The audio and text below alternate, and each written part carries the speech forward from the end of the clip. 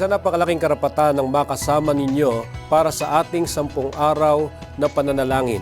Subalit bago tayo dumako sa ating tatalakayin sa pagkakataong ito, nais kong batiin ang bawat isa ng masayang-masayang bagong taon. Nawa sana ang pagpapala ng Diyos ay mapasa ating lahat sa taong ito ng 2019. At binabati ko rin ang lahat ng sumusubaybay sa ating 10 araw ng pananalangin. Marami pong salamat sa patuloy niyong pagsubaybay. Tayo po'y nasa ikapito na ng ating 10 araw ng pananalangin.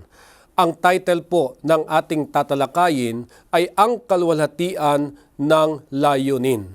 Ano ang ibig sabihin ng kalwalhatian? Ang kalwalhatian ay pagkilala, pagbibigay karangalan, kadalasay ito'y ginagamit sa Diyos na lumikha, na siyang lumikha sa bawat isa sa atin para sa natatanging layunin. Ibig lamang sabihin, hindi aksidente na tayong lahat ay basta na lamang sumulpot sa lupang ito, kundi mayroong lumikha na mayroon siyang tanging layunin para sa bawat isa sa atin. God created you and me for one purpose, to showcase His glory, to enjoy it, display it, and demonstrate it every day to everyone we encounter. Napakaganda ang sinasabi ni Mateo sa kanyang sulat sa Mateo 25, talatang 40. Ang sabi dito, "At sasagot ang hari at sasabihin sa kanila, katotohanang sinasabi ko sa inyo, yamang inyong ginawa sa isa dito sa aking mga kapatid, kahit sa pinakamaliit na ito ay sa akin ninyo ginawa." Ang talatay naglalarawan ng espiritu na nararapat taglayin ng mga tagasunod ni Kristo. Ang Espiritu ni Kristo na handang isakripisyo ang sarili para sa nangangailangan. Kung titingnan natin ang konteksto, ito'y may kinalaman sa magmamana ng kaharian ng langit. Tumutukoy sa mga tupang may kahabagan kahit sa pinakamaliit na nangangailangan ng mga kapatid ni Jesus.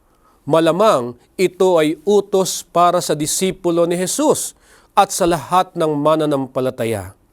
Ang mga tupa ay kinikilala ng hari dahil sa kanilang malaking habag sa mga nangangailangan para sa nagugutom, nauuhaw, estranghero, para sa mga taong walang maisuot, may sakit o nasa bilangguan.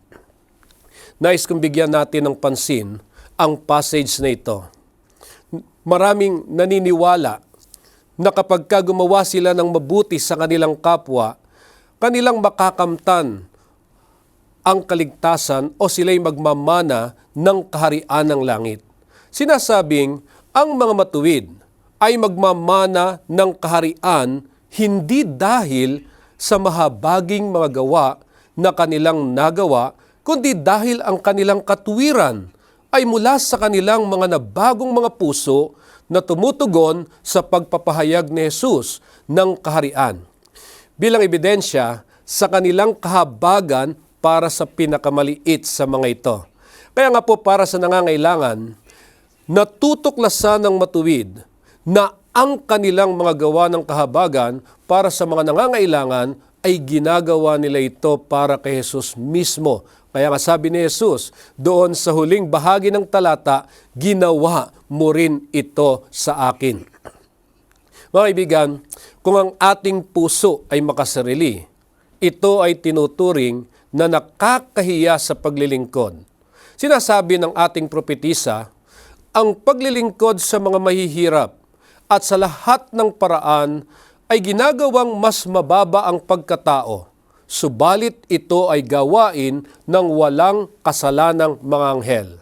Ang Espiritu ni Kristo na walang pag-ibig sa sarili ay Espiritu na sumasakop sa langit at napupuspos na kaligayahan nito.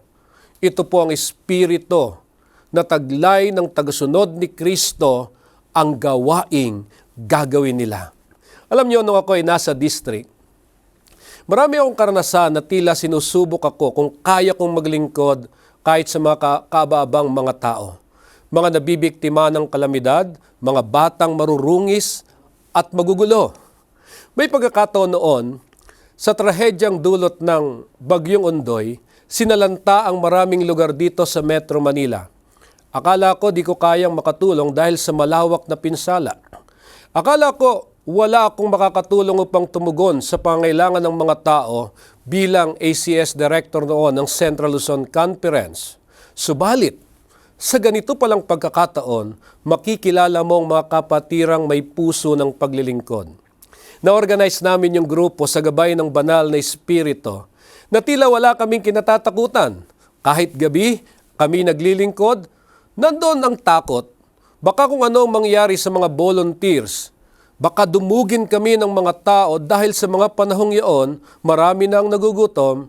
Naalala ko nga, nang pumasok kami doon sa lugar ng Pasig, lubog na lubog sa baha. Totoong takot na takot kami. Subalit aking pinanghawakan ng pangako ng Diyos na sinabi doon sa aklat ni Jeremias sa Jeremias 1:8 at 19. Huwag kang matakot sa kanilang mga mukha, sapagkat ako ay sumasa iyo upang iligtas ka, sabi ng Panginoon. Sila ay laban sa iyo, ngunit hindi sila mananaig laban sa iyo, sapagkat ako'y sumasa iyo, sabi ng Panginoon, upang iligtas ka. Kahanga-hangang pangako ng Diyos. Kaya sa aking silent prayer noon, ang sabi ko sa Kanya, Panginoon, tuparin ninyo ang inyong salita. Ang salita ng Diyos kay Jeremias ay nagdala ng lakas ng loob sa akin at sa bawat isa sa amin na kami maging kalmado. Hanggat kami ay nagtagumpay sa aming pagtulong sa mga nabiktima. Sa ganong pagkakataon, luluwalhatiin mo ang Diyos. Niluwalhati ko siya sa aking puso. Pinupuri ko siya sa kanyang kabutihan at awa. Mga kaibigan, magagawa mo ang paglilingkod. Kahit sa mga maliliit na ito, kung handa mong itakwil ang iyong sarili at mahal mo ang iyong kapwa. Ang pagsasakripisyo para sa iba ay katibayan ng katuwiran ni Kristo ay naghahari sa atin. Ito po yung nagtutulak sa atin na tayo maglingkod sa ating kapwa. Dahil ang paglilingkod natin sa iba na nangangailangan o yung mga nagdurusa ay tila ang Panginoong Hesus mismo ang ating pinaglilingkuran. Napakabuti ng Diyos sapagkat mayroon siyang pangako na kahit na tayo umalis sa ating comfort zone para lamang abutin ang mga nangangailangan, hindi niya tayo pababayaan.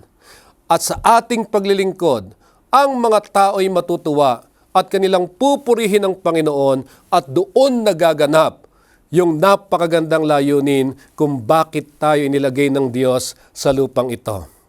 Dahil dito, makikilala ang kalwalhatian ng layunin na ating tinutupad bilang kamanggagawa ng atin pong Panginoong Hesus. Nawa sana, sa mga salitang ito, makapag-akay sa atin sa mas lalo pang matibay na pananalig sa Kanya.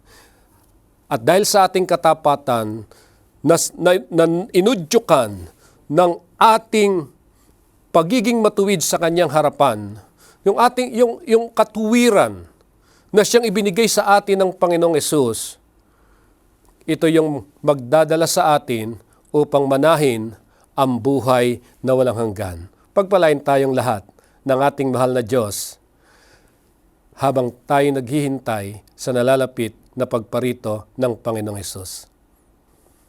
Tayo po'y manalangin. Minamahal po naming Diyos, pinupuri namin kayo. Dahil nararamdaman ninyo ang mga nagdurusa at kami inaakay ninyo upang paglingkuran sila. Pinupuri namin kayo dahil pinalalakas nyo ang aming pananampalataya sa pamamagitan ng pagsugo nyo sa amin upang kami ay maglingkod. At sa pamamagitan nito, Panginoon, nagiging mas malapit kami sa aming Panginoong Hesus. Pinupuri namin kayo sa inyong walang hanggang katapatan sa bawat isa sa amin. At sa pagkakataong ito, mahal naming Diyos, Inyo nawang ipakita sa amin ang aming mga kasalanan at ito'y nais naming ihayag sa inyo upang hilingin ang inyong pagpapatawad. Na amin pong inaangkin sa pagkakataong ito ang aming pagtatagumpay mula sa mga kasalanan na nagagawa namin. O Panginoon, pagpatawad ninyo ang aming kawalan ng pananampalataya sa pamamagitan ng inyong pangunguna. Ipagpatawad niyo po, Panginoon, na kung minsan nanghihinaan kami ng loob na harapin ang mapanghamong mga sitwasyon na dumarating sa aming buhay. Ipagpatawad po ninyo dahilan sa aming hinahayaan na maghari ang takot sa aming mga puso at hindi naming nagagawang ibahagi ang inyong pag-ibig sa iba. Marami pong salamat, Panginoon, sa inyong kapatawarang ipinagkakaloob sa bawat isa sa amin.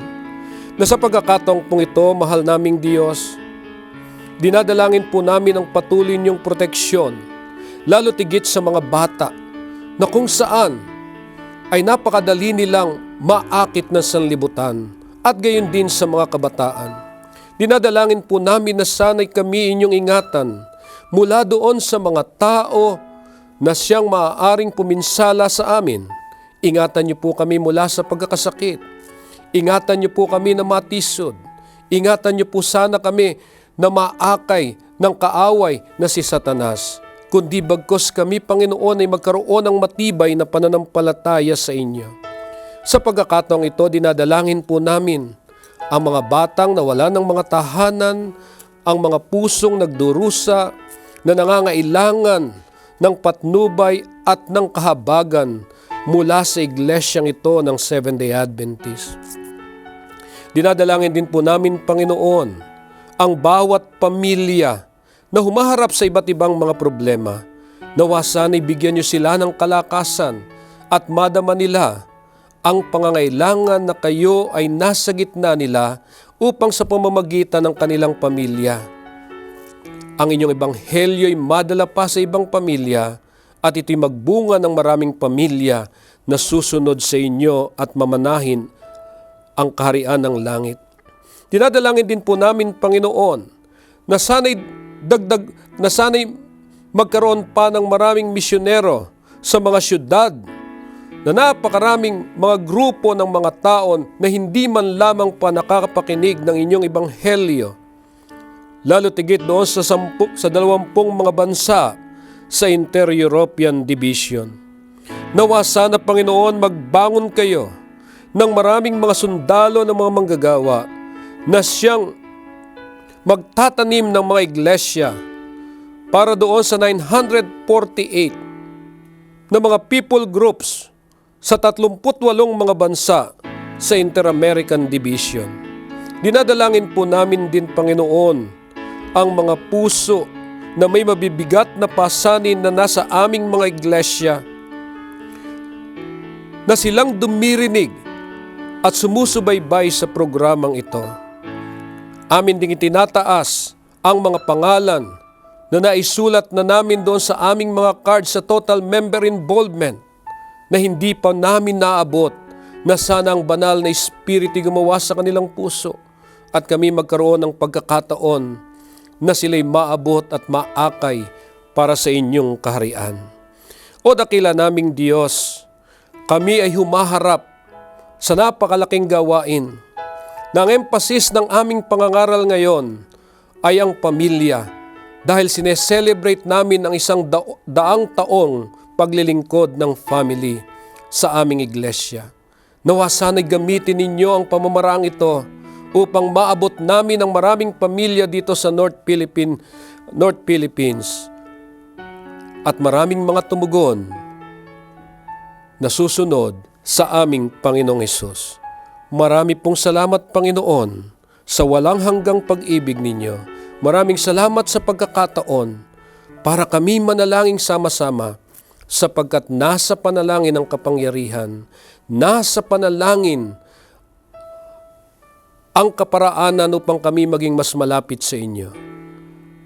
at kami magkaroon ng matatag na pananampalataya sa inyo. Marami pong salamat sa pagdinig nyo ng aming panalangin at ito'y tinatanggap namin at hinihiling sa pangalan ng aming Panginoong Hesus.